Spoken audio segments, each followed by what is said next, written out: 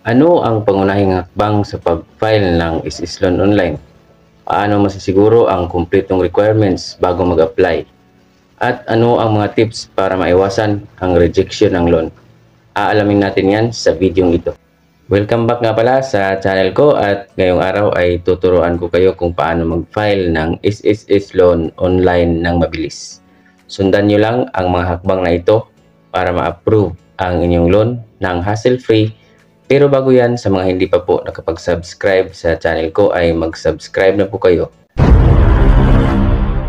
Bago tayo pumunta sa proseso sa pag-file ng SSS Loan Online ay aalamin muna natin ang mga qualifications para malaman nyo rin kung qualified na ba kayong mag-loan sa SSS sa mga oras na ito.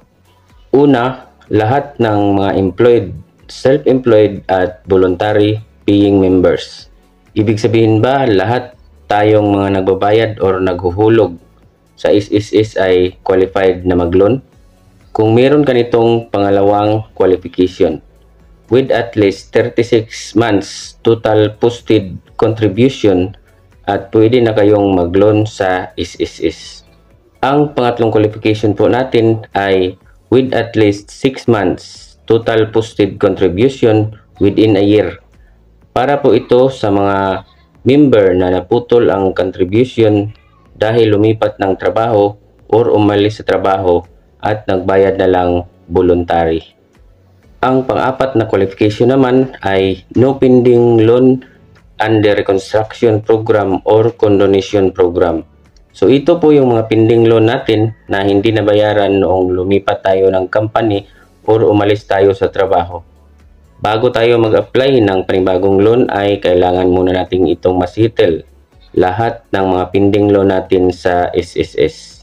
Doon naman sa mga may SSS loan at updated ang pagbabayad ay pwede din kayong mag-avail ng panibagong loan basta naka 50% payment na kayo.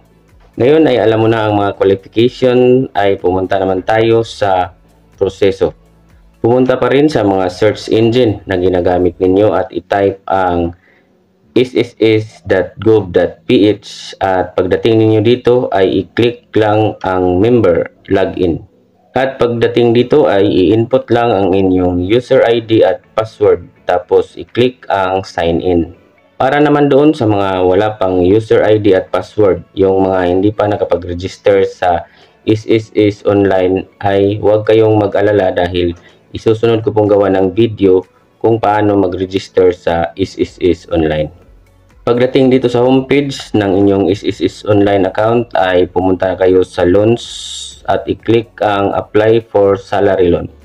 Pag ganito po ang lalabas ay kailangan nyo pa pong mag-register ng bank account dahil doon po kasi ihuhulog yung net proceeds ng inyong loan.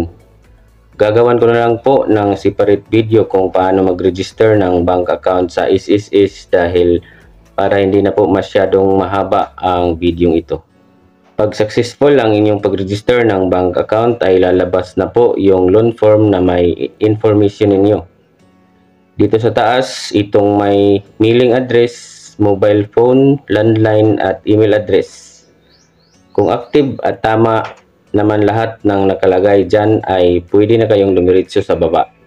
Pero kung may kailangan pa kayong i-update ay i-click lang itong click here to update.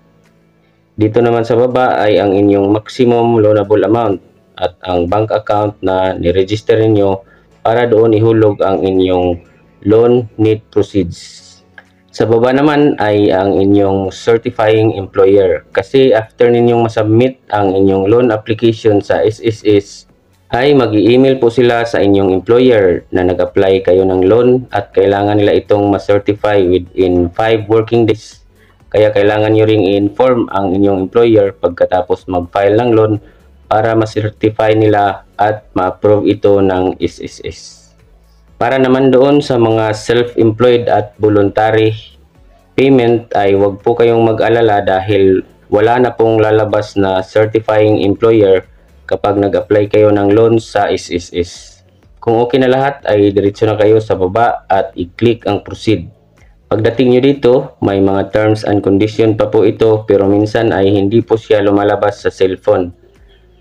Pag sa computer or laptop kayo nag-apply ng loan ay mababasa niyo po lahat ng terms and condition, pati na rin po ang disclosure statement ng inyong loan.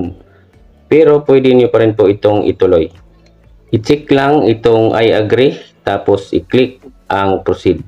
Tapos ay mapupunta na kayo dito sa summary ng ina-applyan ninyong loan. I-review niyo po lahat kung okay na ba sa inyo yung need proceeds, yung bank account na nilagay ninyo at ang info ng inyong certifying employer. Tapos i-click na po ang submit. Pag ganito ang lalabas ay i-click lang po ang okay.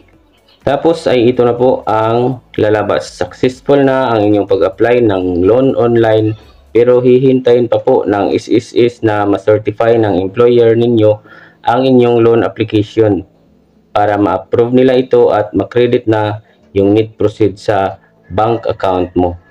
Kaya kailangan mong masabihan talaga ang inyong employer, dahil pag hindi nila na-certify within 5 working days ay automatic po itong i-cancel ng SSS. After ma-certify ng iyong employer ang iyong loan application ay magsisend na sila ng email sa iyo na ganito: na-certify na yung loan mo ng iyong employer, at maghintay na lang ng 3 to 5 working days at papasok na sa bank account mo yung net proceed ng iyong loan.